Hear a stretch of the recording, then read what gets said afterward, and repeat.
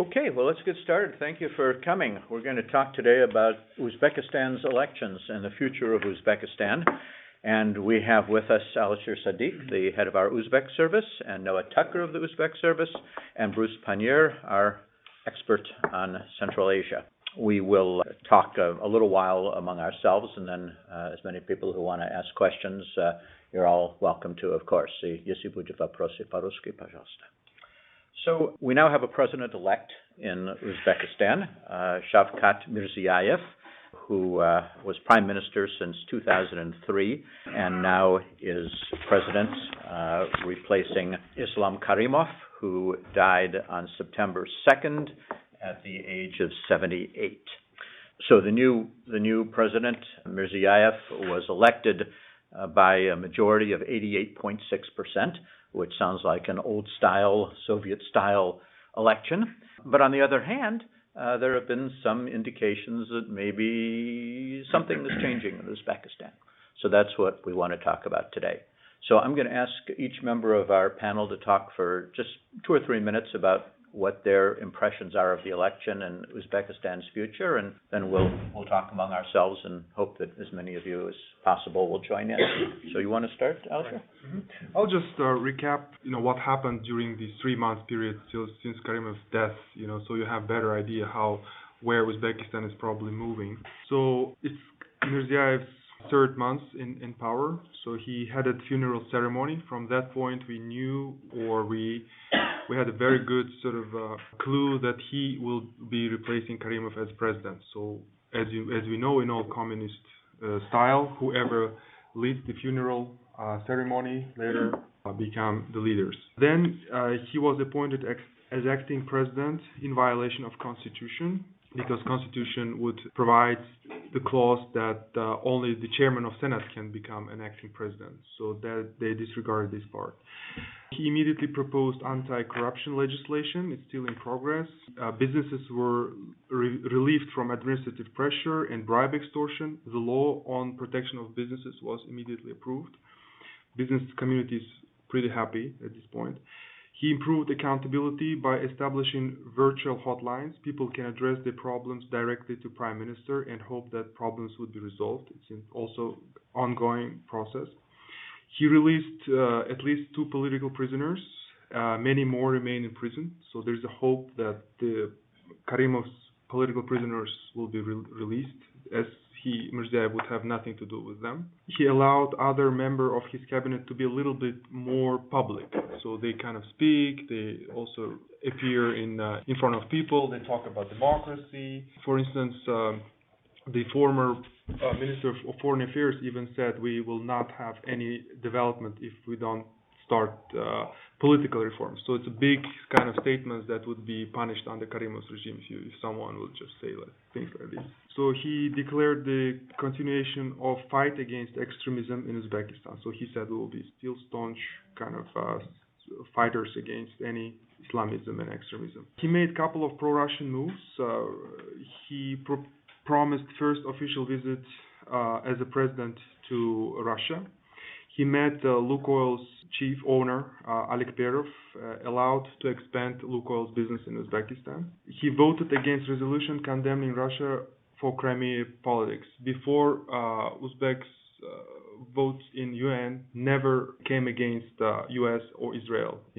So now it's the first time they voted not in line with US or Israel. Our neighbors, Tajikistan, relations with Tajikistan improved, border crossing became more easy, not opposing the construction of Rogun Dam, also promised resumption of flights. Kyrgyzstan resolving border disputes, opening border for crossing, considering the Kyrgyz proposal of jointly construct Khambarata Dam.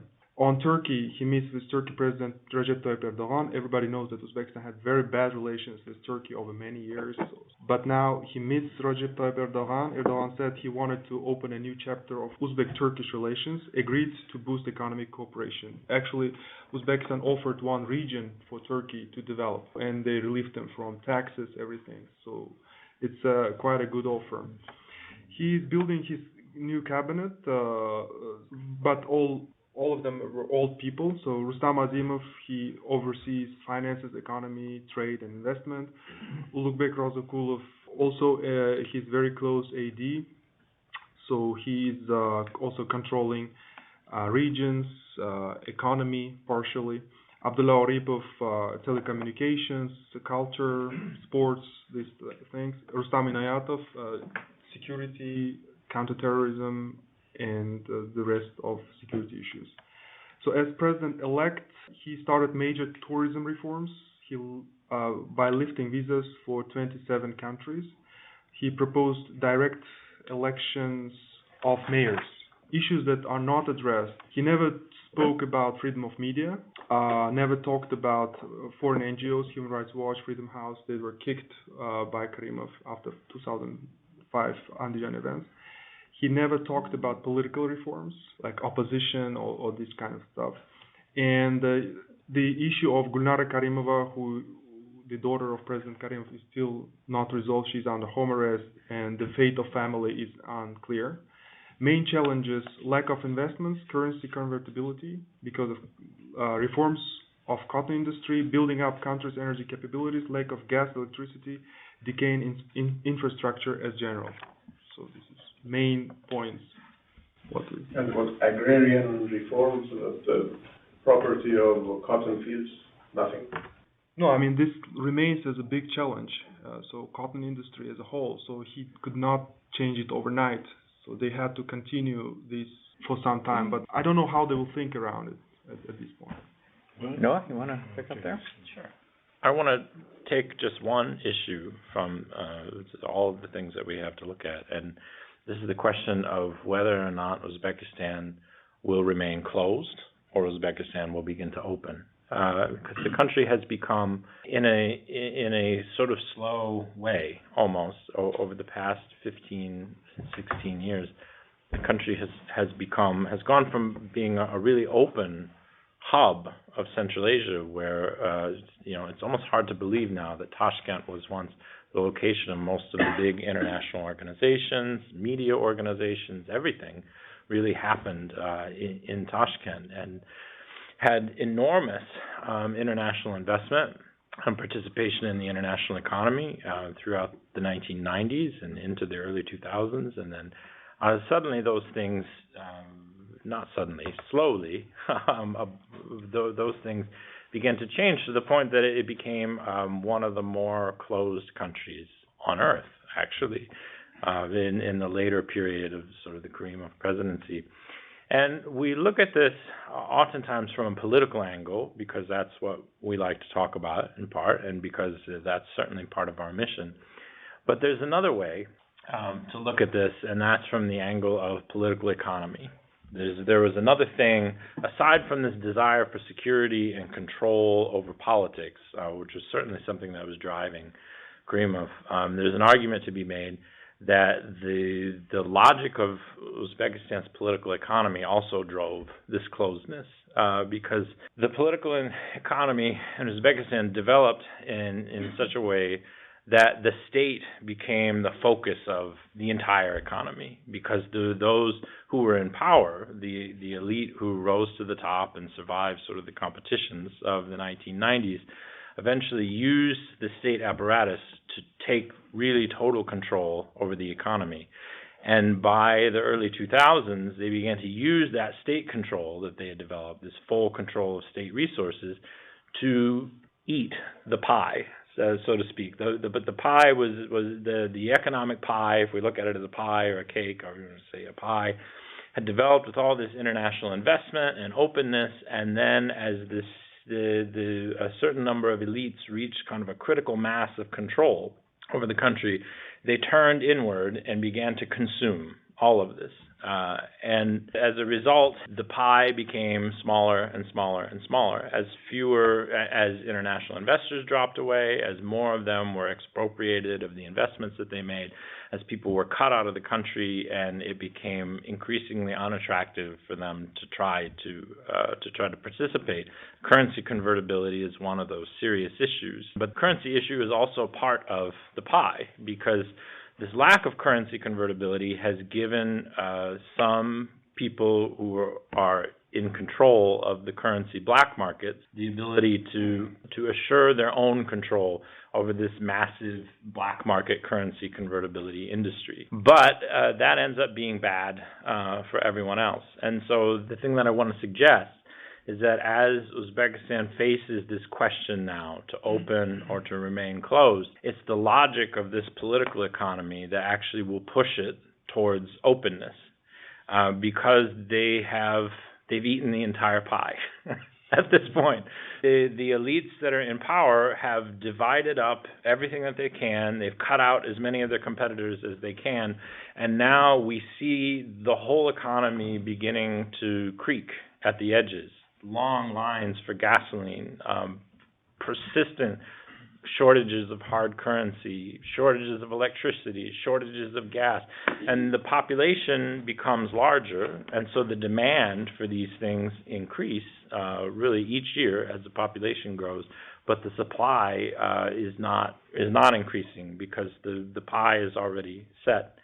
And so if we just look at one issue, the availability of hard currency that all of these elites need if they want to spend their holidays in Spain or buy new mansions in Crimea or wherever it is, if they want to continue to enjoy the lifestyles that they have, they can't do it with an unconvertible currency. They can't do it with profits that they make in sum. So they have to have more hard currency, and it's just not going to happen. None of these problems are going to be solved. The economy will not grow if they don't adjust this course and allow more openness and allow some sort of if they don't dump some new ingredients into the pie, there's nothing left for them anymore. So apart from politics, apart from security issues, or apart from their ability to keep continual control of things, it's no longer actually in their interest to live in an economy and in a political economy that's as closed as this one has become.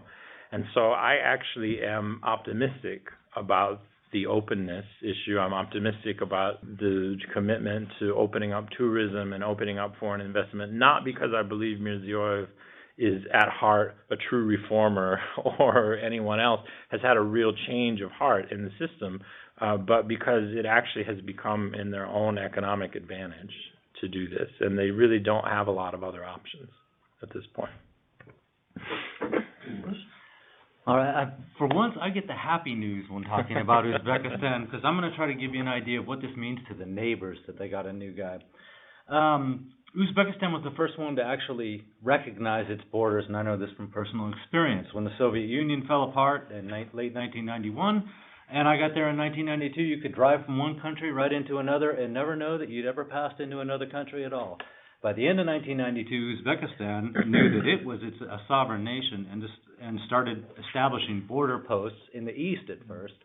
But that was what sparked everyone to create their own border posts, and it was the beginning of Uzbekistan's isolation. All of a sudden, I couldn't just go into Uzbekistan. I had to be stopped and talk to people, but that was me. For the neighbors, it was much worse because it started to complicate transport and trade routes in the region. All of a sudden, Uzbekistan, in the case of Tajikistan, for instance, blocked the train that was going through northern Tajikistan and decided they were going to stop that at least. Eventually, they did away with it entirely. The bus communications lines that went from eastern Uzbekistan through northern Tajikistan were canceled by the late summer of 1992 already. This, as you can imagine, we don't need a map. I'm sure you're all familiar, but Uzbekistan is bordered by all these countries, so it is the middle of the region. And when Uzbekistan becomes blocked to the other ones, it complicates everything, your passage from one place to another, not only in the road network, but transmission of electricity, gas, things like this. Everything gets complicated, and all of a sudden, this evolved into a much worse problem by the end of the 1990s, where we saw that not only did Uzbekistan have border guards and posts all over its border, but with the arrival of the Islamic movement of Uzbekistan in 1999, the Uzbek government decided they were going to put landmines along the border with Kyrgyzstan and Tajikistan, which are still there. And the Uzbek government has refused repeatedly to provide maps of where these things are, leaving the Tajik and Kyrgyz governments to do what they can to try to demine the border. In the meantime, they have maps?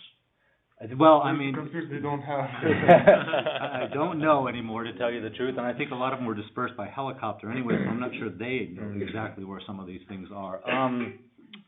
But so the once open borders ended up being an area where shootings were frequent. People get wounded particularly in the east along the Kyrgyz and Tajik border. People get wounded every year. Several people get killed every year.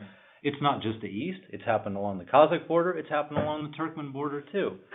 Now, as I said, because of this Uzbekistan's border control and the fact that they would not allow free passage, we have long lines at the border. Sometimes the border is not open at all. It's forced countries to reroute their own traffic to get to places.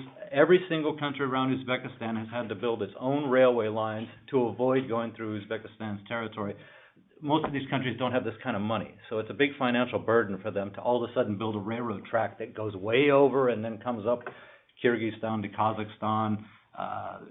Turkmenistan had to build its route to go internally.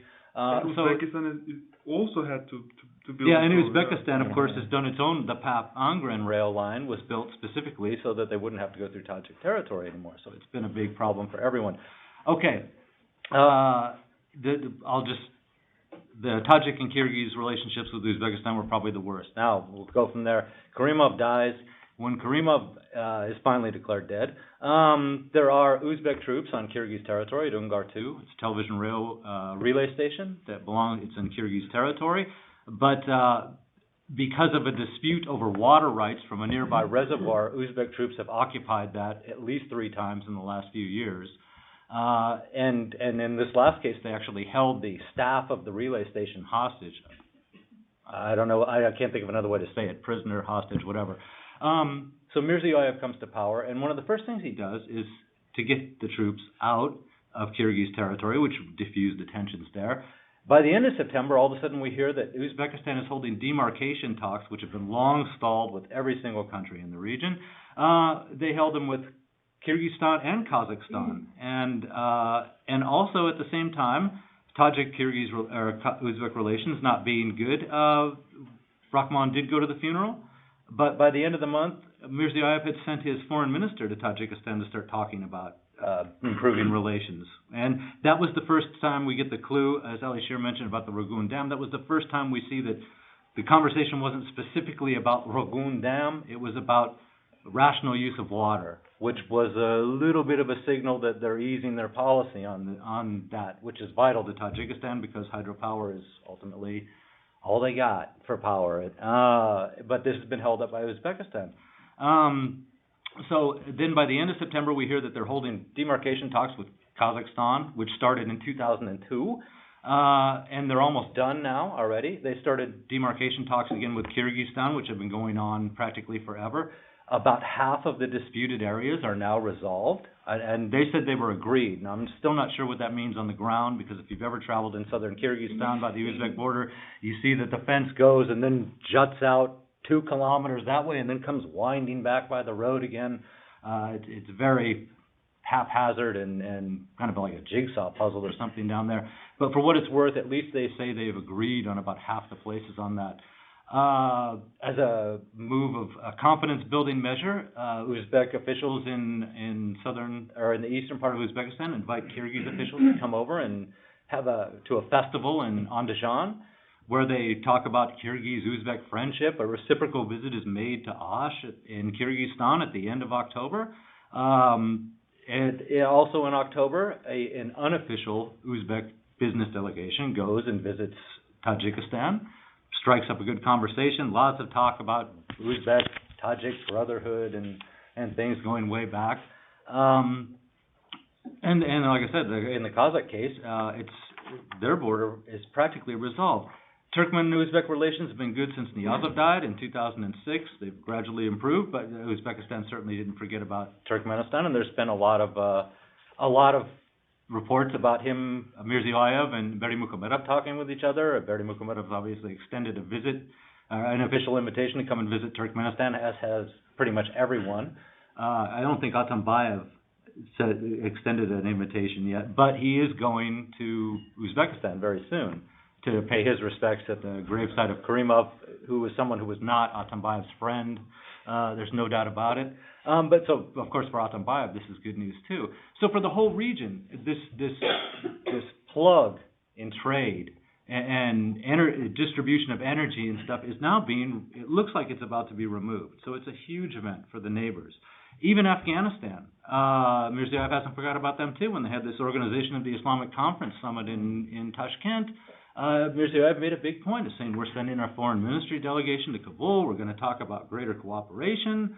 So for the first time, and again, I haven't been on the ground since Mirziyoyev's come to power. I know that there's still problems that the Kyrgyz have transiting, at least as far as cargo, transiting Uzbek territory by vehicle.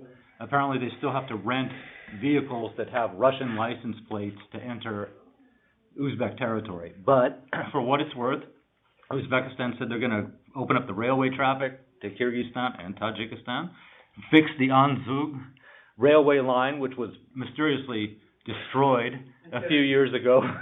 But they said they're going to fix that, and so that'll be going back into Tajikistan. I do not know what their policy is going to be entirely toward Ragun, but I know that was part of the reason the Anzug railway got blown up, was because they didn't want goods, construction material from Iran transiting Uzbek territory and getting to Tajikistan. So if they fix that railway and allow construction material to go from Iran all the way into Tajikistan, of course, this is nothing but good news for Tajikistan and its people. So for the first time really since 1992, there's a lot of hope from the neighbors that maybe they have a neighbor in Uzbekistan that they can deal with and have a legitimate partnership with, and not a bully that dictates the terms of entering their country or exiting their country for that fact. All right, so we're talking, I'm sorry, go ahead. Excuse me. Do you know anything about the personal relationship between Rahman and Mirziyoyev? It's good. Yeah, it's good, actually. They seem to have got along. It meant a lot also symbolically that Rahman went to the funeral. I mean, he wasn't a good friend of Karimov either. Yeah. You went there to see him. That was. I think a lot of that was celebration more than mourning. That's true. And it'll be the same when Atambayev goes. I mean, I think he's going just to laugh and say, good, the old guy is gone. He was the biggest problem. But yeah, they seem to get along pretty good. Which is, again, nothing but good news for certainly Tajik-Uzbek relations, but for the region, too, that they'd be able to get across. Well, since we're talking about foreign relations, let's talk about relations a little bit more with Russia and China and the United States. So Alisher pointed out that there have been contacts with Lukoil, trip to Moscow coming up, conversations with Lukoil. Apparently Lukoil's interested in opening gasoline stations across Uzbekistan. At the same time, I don't think Uzbekistan traditionally has been very interested in any kind of defensive alliances with anybody, including Russia, or economic blocs led by Russia. The relationship with China has been kind of one-sided about exporting resources to China. And then the United States, what seems sort of like a black hole. So why don't you talk a little bit about what you see as the prospects for relations with the United States and China and Russia? So probably I can take this one. So with Russia, it's very kind of Mirziyoyev's allegedly is very close to Russian establishment. So his son-in-law, Oybek, he has very close contacts among Russian businessmen. So also Lukoil, we're actually investigating, but there is something deeper with Lukoil and Mirziyoyev. So from the previous kind of setting. So on economy part, I think they will push more for cooperation with Russia. But there is migrants issue. So millions of migrants from Uzbekistan, they work in Russia. So how that will be resolved? Uzbekistan is suffering very much due to the lack of remittances from Russia. For the past 2 years, due to Russian economic crisis, the money from migrants, really decreased. So that's why I think the talks between Putin and Mirziyoyev could go around this, migrant issue. And probably for Moscow, it was one of the thing they used to play all the time. They always kind of blackmail Uzbekistan to expel all the migrants in case you don't sort of do, if you're not in favor of Russia. So that was the pressure for Uzbekistan. With Russia, there is a good prospect for future cooperation, and it's not considered negative by people. So it's not like kind of something that would be like negatively, perceived. If you say, we will open up with Russia, everybody say, oh, it's very good. But there is a huge concern of this political kind of Kremlin's political agenda, whether closeness with Russia will create this kind of political pressure by Putin on the new Uzbek regime. So with U.S., again, this is something that was never addressed yet by Mirziyoyev, so they don't have, I think, clear policy now. They don't even they haven't talked about European Union as well. And on China, the cooperation is based on the exports of Uzbek gas. So they say that the profits of gas increased 60% for the past year from the Chinese export. Meaning that, but this is bad news for Uzbekistan, because it means that people got less gas actually for their own local domestic consumption, and so it's limited amount. Yeah. So if they continue any cooperation with China on resources is a bad news internally, because they consider our gas will go for Chinese consumption, and the money from that purchase it's one of the darkest area. It's ultimately untransparent where the profits go, sort of for cotton, from gas, from uranium, from gold. So that's the part which is very kind of dark for Uzbeks. We don't know how eventually people. And in addition to that question, Uzbekistan was the main obstacle for integration of Central Asia, and Karimov built a system which is not easy to break, right? So far, the steps that he took basically for internal use and give some signals to outside world. But we don't know anything about geopolitical orientation of Uzbekistan. Karimov was playing between Russia and America and European Union. And Mirziyoyev is a man of this system. Do we have any clue how he would play with this? Because they don't, they without any desire, Central Asian countries are a small gaika of this geopolitical big game in Central Asia. So as Noah said, for them, the major problem is economy now. They have to fix it. So that's why Mirziyoyev, whenever he says about cooperation, he says, if it is in economic interest, we're gonna do it. He's whoever gives money, so he's ready to cooperate basically. So if that will be Russia, China. So they want to fix economy at this point.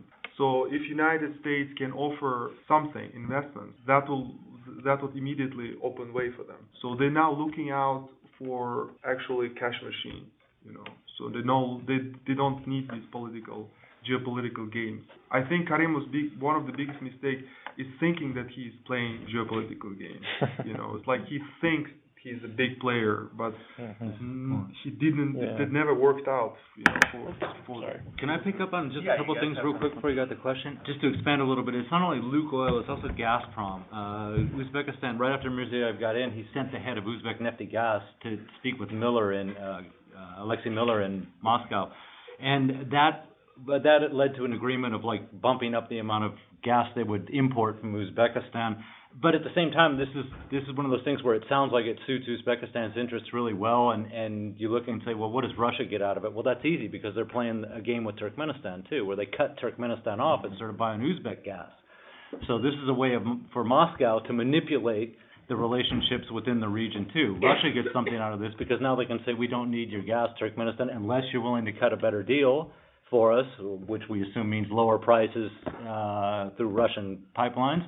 So Moscow gets something out of that. Now, in terms of China, China's got this one belt, one road thing going too. And for the reasons I just said regionally were true for, that Uzbekistan could block traffic there, China's aware of this too. And to some extent, they actually have unblocked it a little bit. The 3 pipelines coming out of Turkmenistan, the gas pipelines going to China, were a sign that China can unblock some of this stuff there, because it does go through Uzbekistan and these go through Uzbekistan, Kazakhstan, and go into China.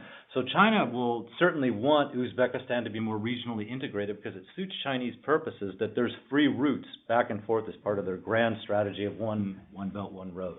But there is actually nothing except from gas that the region can offer to China. There's nothing, absolutely. Oil and metals.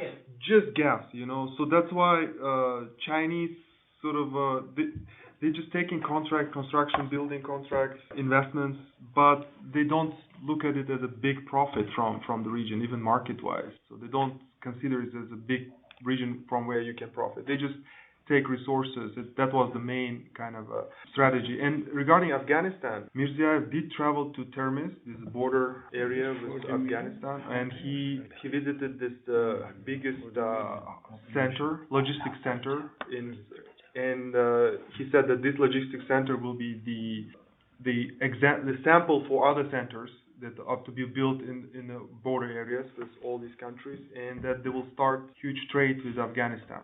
I don't know, but this is what was the promise, and they actually built this huge hub for this. Of all these things, what he has been doing since he came, replaced Karimov, they sound too good to be true for Uzbekistan for 7 years. And as Sajida pointed out, he's the man of the system. He is apprentice of Karimov's apprentice, basically, right? And we, as Noah said, we all observed those kind of things, like attracting investments in the beginning of Karimov era. And what are the risks that we are going to have Karimov 2.0 from all the beginning? I think. Can I have also the outsiders can ask a question outside of? So my question is, I still don't understand what happened with this guy Mirziyoyev. How he's been, how he's been elected or whatever. How he won this battle to become president. Do you think that this Russian billionaire Usmanov had a role in this, or Russia had a role in this at all? Do you think that something happened that changed the course? Russia wants us to believe that they had a role in it. Russia really wants everyone to believe that they have a lever over Mirziyoyev through Usmanov or through other things. In fact, before Karimov was even officially dead, before he was cold in the ground, long before it, the Russian media was going wild about how Mirziyoyev was the one to. It was unanimous. There's all the experts, the expert of the day, who yesterday was an expert on China, and the day before was an expert on Armenia, and the day before was an expert on the Middle East. They come and they present themselves as. They even invented a new word in the Russian press, Uzbekolog. You say Russia who said Mirziyoyev? They want to convey this sense that they have some sort of lever over Mirziyoyev, but I think the lack of noise, the utter lack of competition that we had, this sort of magical silent gliding, across the Constitution and into power and into the presidency with the support of all of the other political parties, and everything else shows us actually. As a surprise, right? No, not at all. It was so. What we see there actually is that the Mirziyoyev is a consensus candidate inside the system. That no one felt threatened. None of the other interests inside the country felt at all threatened by Mirziyoyev taking power, partly because he's probably been running the country for the last 5 or 6 years, as Karimov has sort of faded into the back. Yeah, so that's another reason why, as from himself, from any sort of personal impetus, we don't really buy this idea that he's a reformer. And then why we're so optimistic that things will go? Yeah, that's what I want. If there is no surprise if he's the guy of Karimov, then why? He's saying things that we haven't heard for 10 or 15 years coming out of Uzbekistan. No, again, you're absolutely right on the thing that we may be talking about Karimov 2.0, but it's the question of after 5 years from now, Right. So these guys, they're all good the first 5 years. the first terms. At this point, we don't see that he is wanted to become a Karimov. He says, it's very funny. He says, we're gonna continue Karimov's policy on stage, but what he does is discontinuing Karimov's policy. Wherever he goes, he discontinues what was previously established. When Karimov closed, he opens. Where Karimov banned, he even singers whom Karimov banned, he allowed them to sing again, sort of. But he might ban others, right? He will, and After that's 5 years. I think that's what we would expect to see. All he's done is pulled back some of Karimov's eccentricities, the things, his excesses, the places where the system went too far under him. He's normalizing a little bit. We're not seeing some brand new country. We're still not even getting remotely back to the place where Uzbekistan was in 2003 under Karimov. We're peeling back just a little bit slowly, but I think one of the reasons to be sort of pessimistic about things is while you see, whenever you open up the economy, okay, you generate you generate potentially a new set of elites. You widen the pie a little bit more, and more people are able to take a share of it. And then what happens when they want some political say to go along with their economic power? And then probably what happens is the system circles back on itself and does it again. Only this time you're plus 25 years of decay from the Soviet era infrastructure and everything else. You've burned so many of your bridges, for example, with the United States. We talk about Russia and China. Nobody mentions all the American investment that's going to be happy to rush in, or the European investment that's going to be happy to rush in. It's probably not going to happen. After what happened to Newmont and the difficult experiences even that Chevrolet has had, they've been GM, who have lasted longer than anyone else, but this is still not a particularly lucrative operation for them. And so I think there are consequences for the things that have happened before, and even if we have an economic opening, I'm very pessimistic that we see much of a civil or political or religious opening anytime in the near future, because that's not in the interest of anyone.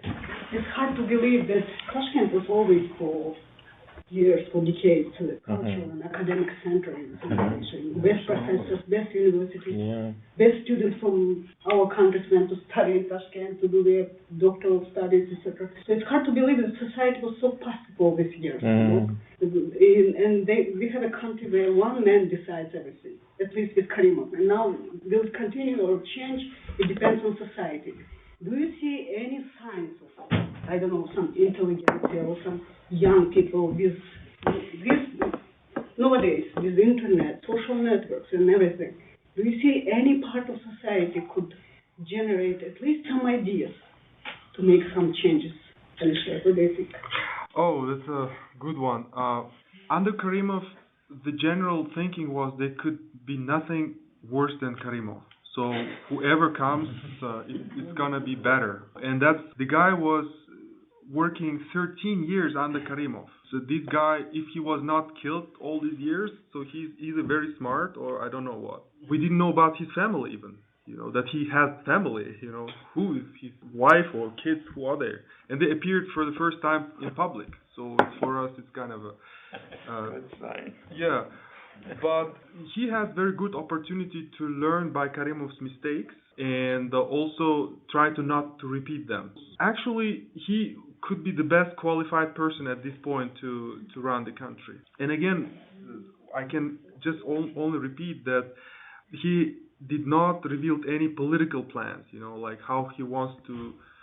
He is from Uzbekistan's Liberal Democratic Party, means if you want, if they want to kind of do some reforms, it should be like democratic and liberal reforms we should expect. Just liberals one in one. Yeah, but at the same time, the guy spent most of his time in the cotton fields. That is where his expertise on many issues on international issues.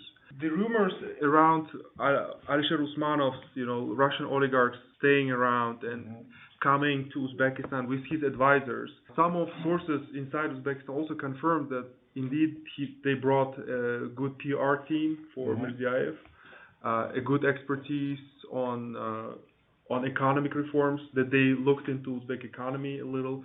So we just hope that Mirziyoyev will be the guy, who would just kind of delegate these things that he doesn't know anything about to these teams, to advisors. So that's why it will very much depend on how he will surround himself, with what expertise at this point. I think to get to your question, that's another thing that sort of takes us away from optimism, because after you have so many years of steady decay, especially like in the education sector, where you'll see, I would say in this case, Kyrgyzstan and Kazakhstan and Uzbekistan are sort of opposite cases this way, where Bishkek is like the city of universities, almost like Boston. There's been such an openness to investment in education. Now there's a whole other question about what they do with those young people then once they're educated. But Uzbekistan really did sort of the opposite, and I think this is another thing that may force the country back towards openness, because there's this whole generation of young, well-educated people, some of whom are sitting in this room, who had to leave because there was nothing left for them there, and those who are educated under the system that was left are not trained to international standards. So there will probably be serious problems in the next few years in terms of like the quality of healthcare in Uzbekistan. It's already so bad, and as the last generation of people trained under the Soviet system leave, retire, and so many other trained professionals have left the country. You even back when I was living there in the early and mid 2000s, it was terrifying, sort of, if you had a medical emergency and you were to go into surgery, because you never know if the person who's going to operate on you actually attended their classes or if they just paid for their diploma. And that's the sort of thing that has really long-term consequences. And if it's not, if there's not an opening, if they're not willing to bring back almost sort of a whole lost generation of young people who were educated in other places and allow them to come back to the country and incentivize that somehow, then once you hit the generation where the Soviet-trained people finally leave or have to retire, then things might not go so well. If I could just jump in real quick and mention two things too, because it gets to both your points about optimism and what might happen in the country. There's two things always worth remembering, two moments worth remembering. One, he became acting president through unconstitutional means.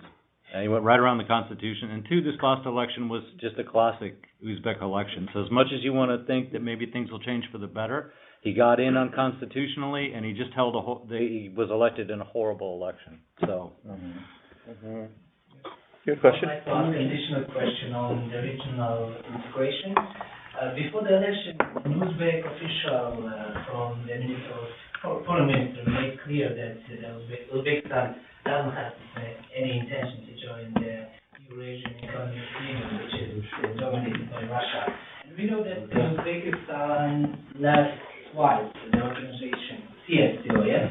And do we know anything about the Uzbek leadership plan on regional organization? I'm just wondering whether Russia would force Uzbek leaders to join its organization. Eurasian Economic Union. Like the one. Again, the statement that they're doing, they say it's not profitable at this point to join Eurasia Union. So they look at. Alisher, I'm sorry. Did he actually said something about the Eurasian Economic Union? They said it's not. How do you say?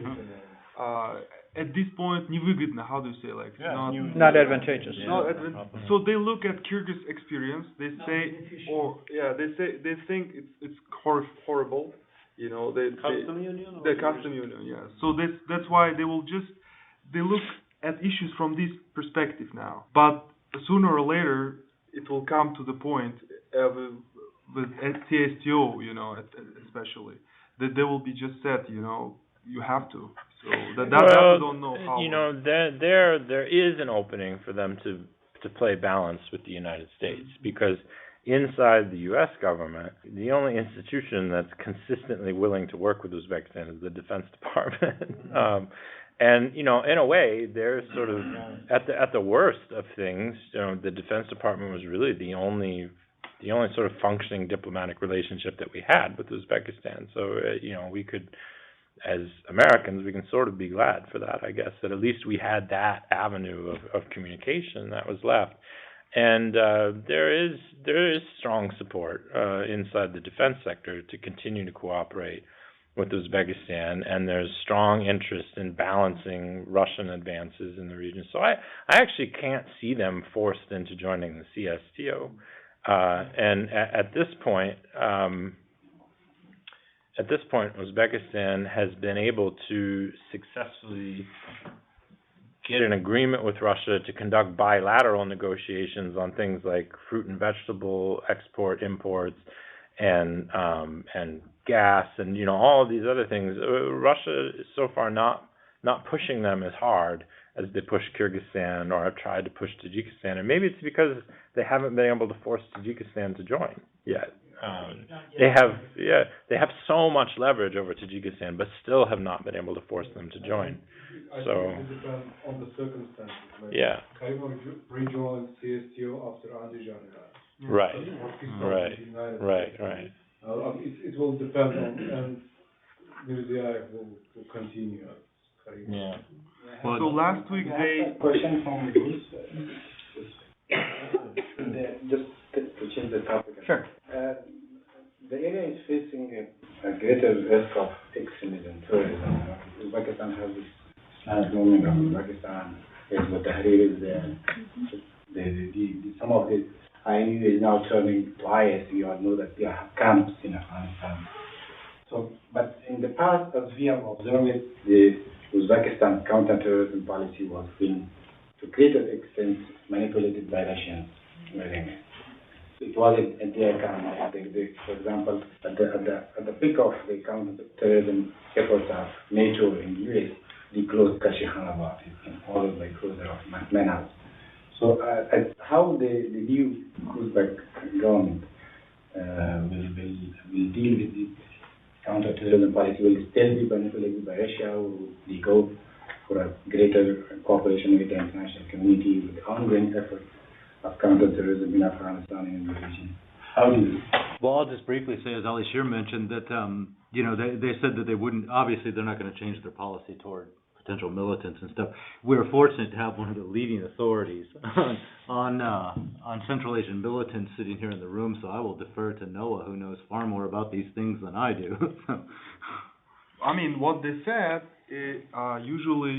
we will not have a military base in Uzbekistan, neither Russian nor American. This is like full stop. It's even written in the foreign policy doctrine. But he allowed it first. Yes, after that they sort of put it in the doctrine. They also said we will not join any political military organizations such as CSTO or NATO. So this is like their kind of a fundamental thinking. So do you think that the closure of Kashihanabad was not because of the pressure of Russia? No, it had nothing to do with Russia. They were angry at the United States for Andijan. That, and we also were about 6 months behind on our payments for K2, and so it was not. There were a lot of other things happening, but no, it was not. The Russians were not as concerned about it back in 2004, 2005. Russia, as Manas stayed open more and more years, and the more times that we renewed that lease agreement, Russia became increasingly upset about that and really did do all sorts of things to try to push us out of Kyrgyzstan, hiring protesters and, things like this. There wasn't really anything like that for Uzbekistan. It functioned well. There wasn't really a lot of Russian opposition to it. Everything ran fairly smoothly, except for our problems, disagreements over the payment until Andijan, and then at that point they said, "You're out of here." And it wasn't just Karshi-Khanabad, but just about every American and international organization that was headquartered in Tashkent was slowly shuttered or kicked out, or everything else. But the reason to kick out Americans was ecological reasons. Because American planes were just destroying ecology. There are some things happening that may create maybe a false illusion about openness in the society. But what about the international organizations headquarters? How about media? What kind of connections or cooperation might be with international media organizations? I recently heard something about BBC maybe planning to open talks again with Tashkent. How there might be the future of RFRL in the Uzbekistan maybe. Is planning to go to Tashkent next week. Is that true?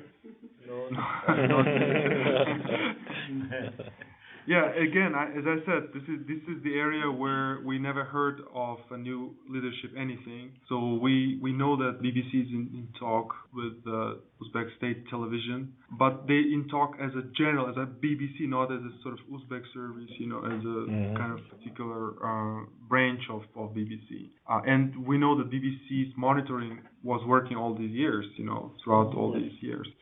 And so Russian media, they have very good positioning, so they have no problems, and it's very easy to work as Russian media in Uzbekistan. For instance, during the elections, as I mentioned, ORT, first Russian channel, said that it's unpredictable elections, absolutely democratic, So keep saying those things, and it's very easy, whoever is ready to say such things, it's tomorrow you can go and start working. But they have experience with Radio Free Europe, Radio Liberty. I think it's also, they have some sort of decisions made over these years. It's uncontrollable. So whenever they open for Radio Free Europe, it still starts kind of saying things that they don't like. So that's why for them, asking us to come back after all these years would be maybe good, because it's the only way to control us at this point. Because of technology, because we were for so long outside Uzbekistan, and we developed all these networks. We cover it as we're there with all the means, technological means. So for them, the only way to control us is to invite us. So maybe we should go. Yes. Again, the experience with Radio Free Europe, we should go on what limit. It's for management to decide. We should have, of course, ability to go there any way we want. For the projects we want, or accredited journalists. But as a station, as a bureau, that would be just at this point. I think it's just would put a lot of control on us rather than ability to say what we want to say. Is there any time for another question? Sure. You'll be the last. So make it a good one. Questions about the Uzbekistan or other countries of the regional relations with the United States. I will ask the reverse question. How active is United States diplomacy in Central Asia? Well, they just held that 5+1 thing again. I'm not sure how useful. Certainly to this point, it hasn't proved entirely useful, except that the U.S. Secretary of State gets to meet with all 5 of the Central Asian foreign ministers at once, although we know that the Turkmen foreign minister didn't show up yesterday, for example, so this kind of shows where we're at. The U.S. is disengaging from Afghanistan. I think we had a much stronger presence in the 90s, and then, of course, obviously after 9/11, but we're scaling back to a point that we haven't been at since the very, very early days of right after the fall of the Soviet Union. And I think it's part of an American habit when you get out of a conflict to lose interest in the general region entirely. Vietnam, Iraq, and we see what happened there. I don't think the Americans they're going to have some presence in Afghanistan, but they've had such a hard time with the Central Asian states that I think the attitude is let's keep some irons in the fire, but there's no point in really getting heavily engaged in there. China's got the money. Russia is ultimately the one that's guaranteeing the security of the region. We had problems with Manas. We had problems with Hanabad. On and on and on in Central Asia. And so I think the U.S. policy now is like I say, stay slightly engaged with the region, but don't pay a huge amount of attention to it, because there's really it's beyond the ability of the U.S. to have a whole lot of influence in what's going on there. The current relations with U.S. and Uzbekistan for the past several years was like this. Someone is traveling there from U.S. and Uzbekistan releasing one political prisoner after they leave. So showing that it's really good. They came, they talked, the impact, one political prisoner. So that's why they always kind of refill this political prisoner again. So it's like this type of relations. And with Trump in the United States, it's again, if you ask him what is his views on Uzbekistan, that will be like, what is Uzbekistan, kind of thing. All right, well, thank you so much. I know now 1,000 times more than I knew about Uzbekistan. Everyone else in the room probably knows 200 times more. So I appreciate it very much. Thank you to everyone who's asked questions and to our panel.